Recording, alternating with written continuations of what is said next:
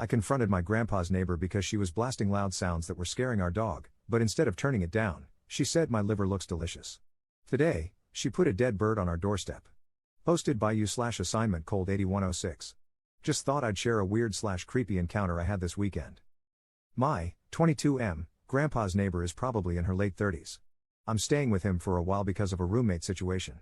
His property is a few acres, and the neighbor's lot is similar. They are separated by trees. My grandpa has a dog, an old German Shepherd. He's gotten sensitive to noises lately. Here's the problem. The neighbor is a Halloween fanatic.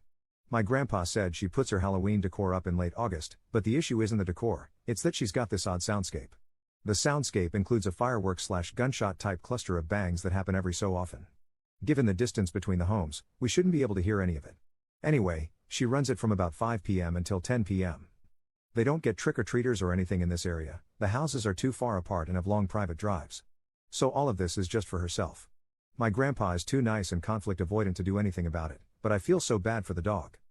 After a day of the sounds triggering the dog, I went over and introduced myself.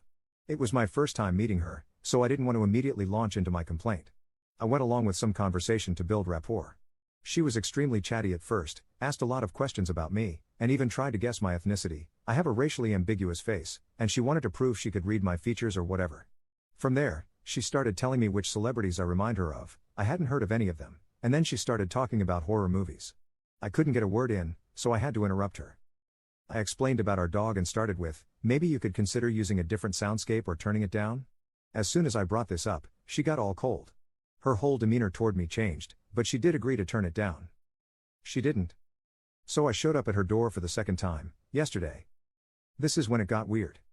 She answered the door in full costume and was putting on a character that she didn't feel the need to drop while talking to me. I tried to let her know I was going to make a noise complaint if she didn't adjust her soundscape. I asked her why she hadn't turned it down, but she ignored my question and instead told me I looked like I had a delicious liver, WTF. It's hard to express how frustrating it was. I said nothing. I just stared at her, irritated, hoping she'd drop the act. Instead of getting serious, she kept the weird voice going and told me, lower your eyebrow, why are you so grumpy? She also tried to reach out slowly to touch my face or something. I just turned around and left. This woman was still in her effing character. She said something after me, but I wasn't able to make it out enough to quote it here. I got home and made a noise complaint. The cops took my statement, then went over and talked with her. No more soundscape. Peace and quiet. Today, she left a dead bird on the doorstep. Relevant comments. Commenter. Do you have proof, like a Ring camera recording? Because it could just be a coincidence. Ops response. It's not a Ring, but my grandpa has an old porch camera. It was her, I could tell from the Halloween wig. I'm just hoping the bird was already dead when she found it and not murdered. Commenter 2. Out of interest, what was her character? Ops response. So, unfortunately, I didn't ask. I didn't want to acknowledge it. I think it was just some kind of witch or demon costume, long white hair, long nails, red lipstick or face paint. She had on a robe with a hood that covered most of it, though. Commenter 3. Okay, this woman sounds deranged, psychotic, dangerous, and exactly my type. Is she single? Sorry about the dog, but if you set me up with her, I will totally change the soundscape and lower the volume. I love dogs and wouldn't be able to enjoy the spooky sounds knowing they are making a nearby dog panic. Ops response. Her lack of concern for dogs, maybe animals in general, is a deal breaker for most, but I'm glad you're not like that. She's all yours, man. Commenter 3. It would be a deal breaker, but I can change her, I hope. Update 8 days later. She doesn't play the soundscape anymore, but some things have happened. She stuck some weird ingredients to the door handle of my vehicle. I touched the stuff, and it got all over my hand. I had a feeling it was something witchy, so I asked on Reddit and learned that it was love spell ingredients. Assuming that was for me, but not completely discounting my grandpa, lol. A few days after she left me the bird, she turned the soundscape on just as I was passing her house during my run. From the way she timed it, turning it off when I had reached my grandpa's house, it was deliberate. I found it amusing because it was kind of clever. She wrote a note to me in my grandpa's native language, which is Korean. It's basically a copy of the phrase, if you gaze long into an abyss, the abyss gazes also into you. WTF. The dog is safe, and nothing has happened to him. I have already mentioned this, but there is a police report/case number assigned to this incident, and I taught my grandpa what number to call so he can continue reporting other events if they happen, to add to the paper trail. He has working security cameras on his front and back porch that are fairly decent. This is not my permanent residence, but I'm sure he will be fine. Relevant comments. Commenter. Okay, This is creepy AF. A dead bird I can handle. Creepy Korean notes with cringe Nietzsche quotes? Pants crappingly terrifying. My offer's off the table, sorry. Ops response. You're the guy who wants to date my neighbor, right? Commenter. Lol, I was until I read the part about the note she left in Korean. I'm out. If I were you, I'd get a protective order ASAP. Second update 13 days later. A few people reached out to see if anything happened on Halloween. I was going to wait to provide an update until there was a conclusion, but I'm not sure when that might be. To avoid spamming, I won't be making any other updates until this matter is resolved. To answer the question I received the most, I wasn't at my grandpa's place on Halloween or the following day, but he told me he saw the neighbor in the woods by his property line. She was wearing a costume, something resembling the girl from The Ring. He said he noticed her standing there, facing the house, in the middle of the day on Halloween, but other than that, nothing happened. I was here on Saturday, and that's when she threw a party. It was raining, but you could hear the bass from her music, and there were cars in her driveway. Around 10 p.m., the doorbell rang, and when I answered, it was her, looking just like my grandpa had described, same costume. I couldn't see her face that well through all the hair, but I recognized her voice. She seemed panicked and was speaking so fast I couldn't make out everything she was saying, but the gist of it was that she needed help and wanted me to call an ambulance. Before I could process what was happening or even say anything, she hugged me. It wasn't really a normal hug, but I don't know how else to describe it. Currently, I have an arm sling for an injury, so when she slammed into me, that arm got sandwiched between us, and the sudden pain made me tense up and freeze. I genuinely thought she was in distress and believed her because it seemed different from the time she was acting like some character. I think I said something like, "It's okay, I'll help you," in an attempt to reassure her, and with my free hand, I tried to push her head away. She was clinging to me so hard I didn't know what to do. She was making these weird hiccuping sounds and was covered in something that smelled like diesel. The party was still going, so I just assumed it had something to do with that. Maybe she was intoxicated or under the influence of something. I told her I needed to get my phone so I could make the call. I asked her some questions, but she didn't answer. She eventually calmed down and let me go. She stood by the door, silent. I wanted to get my phone first anyway, but by the time I returned, she was gone. I checked the camera, and it showed she had walked off the porch. The police took 50 minutes to arrive that night. I explained what happened and showed them the porch camera footage. They went to her house for a wellness check, and an ambulance showed up too. They told me to stay at my house, so I didn't go with them. Today, she came by looking normal.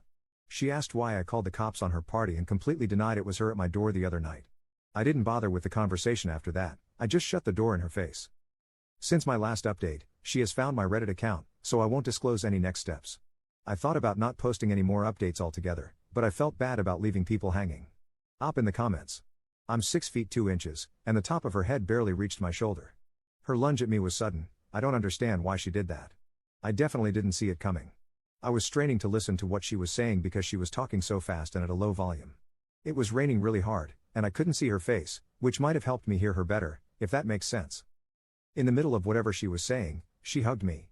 It totally threw me off, but I thought she was in a crisis, and fighting her off wasn't my first instinct.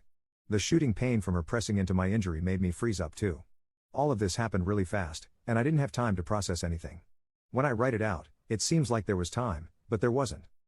In hindsight, the more I think back to how she behaved, she was in character and definitely doing her acting thing all over again. I feel so stupid for falling for whatever that was because I immediately focused on helping. Third update 3 months later. This will be my final update. I'll get the sad part over with first. My grandpa's dog died, from old age, at the end of last year. I was with him when it happened. It was something we were anticipating, so I don't suspect the neighbor at all. My grandpa was devastated though, because they were both old guys together. But he also never went anywhere because of his dog. After the dog died, I convinced my grandpa to go visit my parents with me. TLDR, I, finally, have been granted a protection order, specifically, a court-ordered one, which is why I held off on my update. It was a frustrating experience and more complicated because it involved a neighbor. Additionally, they initially didn't see a significant risk factor. I ended up moving, which I believe helped the process. There has been no contact from her since the order. Some things that happen between updates. 1. There's a homeless guy who has a dog. He's always at this gas station I go to. I decided to find him and donate the jacket our dog used to wear. It was a really nice one from Carhartt. I gave him the jacket, then went inside. When I came out, he told me someone was touching my motorcycle. His description wasn't great, he's a man of few words, and most of them were incoherent, but he did say it was a woman. The CCTV footage was poor quality and low frame rate. The owner let me record the screen with my phone. She either parked out of frame somewhere or had walked, but it looked like it could be her. This entire experience sadly made me realize that I think I'm kinda face blind. It was difficult to tell what she was doing, but it didn't look like much. 2. She called my mom's small business with a fake accent to ask about me. I have no association with the business. I have no idea how she found it. My mom remarried, so even our last names are different. 3. I had roses delivered to me on a few occasions. Ironically, it was the first time I had ever received flowers. I put on welding gloves to throw them in the trash, but when I came home, my grandpa had displayed them in a vase in his house. Explaining stalking to my grandpa has been a struggle, after which he told me that it had nothing to do with the roses. 4. She paid a random person to approach me while I was in a grocery store. This person asked me questions, none of them stood out to me, some I didn't understand. My mind blanked a little because his approach was so abrupt.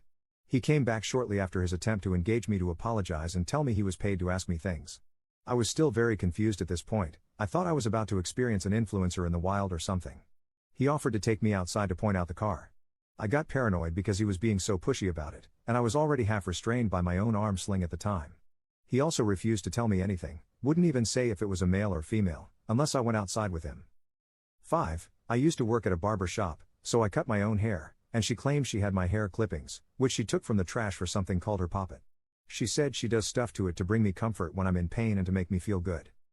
6. This was probably the worst one because it took a mental health toll on me. Although I moved, she developed a habit of trying to convince me she was around me, having small influences over or involvement in my day. I didn't necessarily believe her, but it impacted my ability to let my guard down. So I decided to test this. I posted a video on Reddit to this account, stressing about an incident that the people in that subreddit probably thought I was a clown for asking about. But I knew she monitored my account. I also suspected she was monitoring my friend's Instagram account, through which she was sussing out information about me and my whereabouts indirectly. I had him post his POV of the same incident I had posted on Reddit. Anyway, I mostly did this to soothe my own paranoia.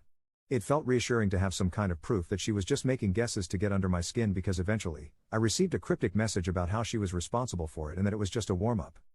No sweetheart, it was the abyss, gazing right back.